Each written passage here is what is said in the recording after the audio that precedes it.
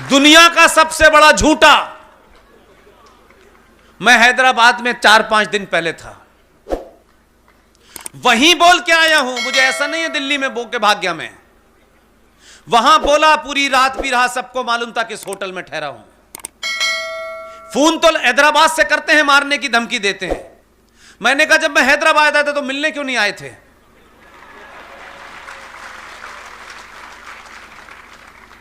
इस किस्म के जोकर इसलिए आपको धमकी देते हैं कि आप नहीं थे। ये जो बौखलाहट है, सुना है मैंने कि राजस्थान में भी कुछ नई नई जगह तलाशी जा रही है, धरना कहां से शुरू करें। अच्छी साफ सुथरी जगह हो जहां खाना पीना भी मिलता रहे। यकीन मानिए, जो कुछ मेरे पास खबर है, जो कुछ मैं जानता हूं, मुझे पूरी उम्मीद है कि ये धरने नहीं हटने वाले हैं। और मुझसे पूछेंगे मेरी जाती ख्वाहिश क्या है, मैं चाहता हूं अल्लाह करे इस देश की हर गली मोहल्ले में धरना लग जाए। कई 1000 साल के बाद धरने पे आए हो बेटा, धरने पे तो आए हो, अभी उठने नहीं देंगे, चिंता मत करो।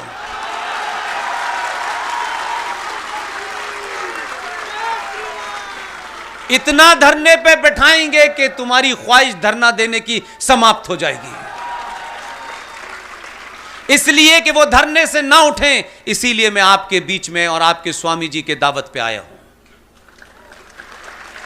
इन्हें धरने से नहीं उठने देना है। अभी तो CAA के नाम से बैठे हैं। ये कहते हैं कि CAA हमारी समझ में नहीं आया। ऐसा लगता है कि 70 साल से इस देश के ट्रैफिक रूल इनकी समझ में आ गए थे। सब कुछ इनकी समझ में आ गया है, सिर्फ CAA नहीं समझ में आ रहा बेचारों की। और हमें और आपको कोई गलतफहमी नहीं होनी चाहिए। हम चाहते हैं कि तुम जैसा समझ रहे हो वैसा ही समझो। ये जो सनातनियों को मैं जगह जगह सुनता हूं, पुष्पेन जी हम आपको बुलाना चाहते हैं, हम CAA पे सेमिनार कराना चाहते हैं। मैंने कहा आपको किसने कहा है CAA के बारे में समझाने के? आपकी सरकार को समझ में आ गया, आपको समझ में आ गया, उन्हें मुझे समझाना नहीं है।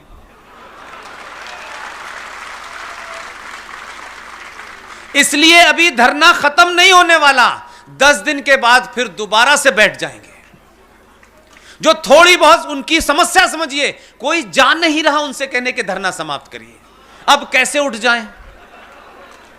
बार बार कह रहे हैं कि हमारे पास आके हमें बताओ कि CAA क्या है। वो कहता है तुम इतने भोले नहीं हो, वो जाएगा नहीं। और मुझे पता है वो जाना नहीं चाहता, वो चाहता है ये बैठे रहे। अब कुछ कोशिश की जा रही है जिसको फीलर कहते हैं अंग्रेजी में। कुछ लोगों के बीच में से मध्यस्थता करने की कोशिश की जा रही है कि किसी छोटे मोटे नेता को भेज करके फेस सेविंग फॉर्मूला बन जाए और हम हट जाए यहां से। अब मुश्किल है कि जाते भी नहीं बन रहा और बैठते भी नहीं बन रहा। लेकिन आपने राजनीति में साधु संत नहीं भेजे हैं, क्योंकि हमारे समाज की समस्या है। हम राजनीतिज्ञों से उम्मीद करते हैं कि वो 24 कैरेट का साधु हो, और साधु को राजनीति में भेज रहे हैं। इसलिए कहीं गोल्डन बाबा हैं, कहीं कंप्यूटर बाबा हैं, किसी को राज्य स्तर का दर्जा चाहिए। यह समझ में नहीं आता मुझे। राजनीति के जो नियम हैं वो मुझे और आपको कितने भी खराब लगें, राजनीति में वही जीतेगा जो राजनीति के नियमों को जानता होगा। इसलिए अपने सत्ताधारियों से, अपने नेताओं से आदर्शवाद की उम्मीद न करें। आपने आदर्शवाद की उम्मीद की, लगातार आदर्शवाद की तरफ आप जब बढ़ते रहे और कहा कि नहीं हम आदर्शवाद से सत्ता प्राप्त करेंगे, माफ कीजिएगा, फुटबॉल के मैदान में उतरे हैं तो फुटबॉल के नियम से खेलना होगा। यह नहीं होगा कि फुटबॉल के मैदान में उतरेंगे और नियम हम क्रिकेट के लगाएंगे। यह नहीं होता। आपको नियम अच्छे लगे या ना लगे, जब आप सत्ता पे पहुंच जाएं, उसके बाद आपके पास ताकत है कि आप नियम बदल दें। लेकिन अभी आपको उन्हीं नियमों के साथ सत्ता में पहुंचना होगा। एक पार्टी को बड़ा आदर्शवाद हो गया था, छोटी छोटी बात में आदर्शवादी थे, अच्छे खासे ठीक ठाक चल रहे थे, पड़ोसी मुल्क में चले गए, गलत जगह जाकर श्रद्धांजलि दे दी, वहां श्रद्धांजलि दी गई, यहां से कुर्सी चली गई। बार बार समझाया कि राजनीति एक अलग खेल है। हमारे समाज को राजनीतिक लोगों से एकदम ऐसे बिहेवियर की उम्मीद नहीं करनी चाहिए जो बहुत ही आदर्श हो। वो आदर्श हम जब करेंगे जब समाज आदर्शवादी हो जाएगा, तब अपने आप सत्ता पे आदर्शवादी लोग पहुंचेंगे। यह समाज भीड़ तंत्र में तब्दील हो चुका है।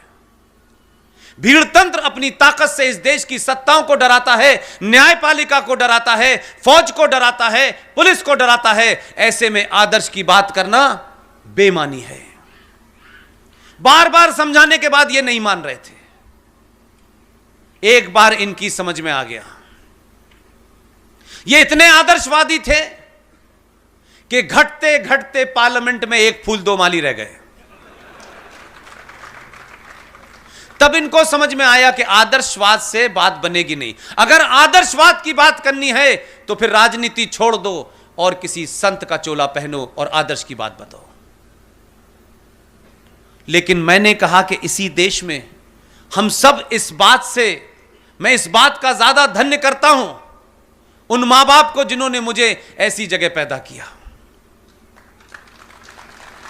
यह वही जगह है जहां से पाकिस्तान का आइडिया पैदा हुआ था। अब मुझसे उम्मीद कर रहे हैं कि पाकिस्तान के बारे में सच्ची सच्ची बातें मत बताओ। लिहाजा मैं ये मानता हूं कि आज संकट ये नहीं है, संकट ये है कि थोड़े से आप बदले तो शक्ल बदल गई है। इसलिए आपका दबाव और आपका यह भरोसा, मैं इस पूरी घटनाओं को जो हुई हैं एक सोशोलॉजिस्ट के एंगल से देखता हूं। किसी पार्टी किसी विचारधारा में बंध के नहीं देखता। उस मूल में सिर्फ अगर कोई एक चीज है, बार बार राष्ट्र के इर्द गिर्द सोचता हूं, तब मुझे लगता है यह घड़ी बहुत इंपॉर्टेंट है। इसमें जो भी सोया जो भी चूका, याद रखिएगा आने वाली पीढ़ी उसको माफ नहीं करेंगी।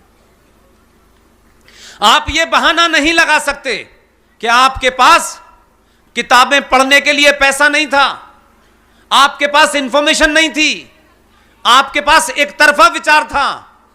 जो लोग पूरी दुनिया में बार बार भारत के लिए कह रहे हैं कि 21वीं सदी भारत की होगी, उन्हीं लोगों ने आपके हाथ में एक हथियार दे दिया है जिसके कारण इतनी बड़ी तादाद में लोग आए हैं।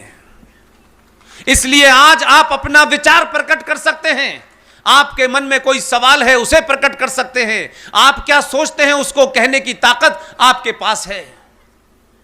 इसलिए पूरी दुनिया भर के अंदर सबको सब कुछ पता है और यही कारण है कि आप जब बदले, सत्ता बदली, तो एक कमाल का काम हुआ।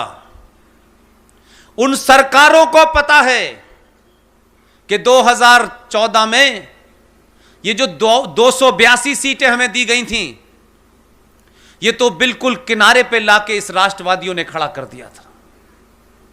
उन्होंने तमाम ऐसे फैसले किए जिससे मैं और आप नाराज हो सकते हैं, क्योंकि हमें भी 70 साल में बिजली का बिल, फ्री की चीजें लेने की आदत पड़ गई थी।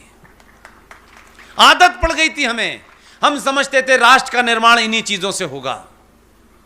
पहली बार इस समाज में जो बड़ी तब्दीली हुई है, जो जमीन पर मैं पिछले कई सालों से देख रहा हूं, एक ऐसा समाज जो मेरे तेरे में के अलावा सोचता नहीं था, उस समाज ने 2014 के बाद सबसे ज्यादा तकलीफें इस देश के बहुसंख्यक समाज ने उठाई।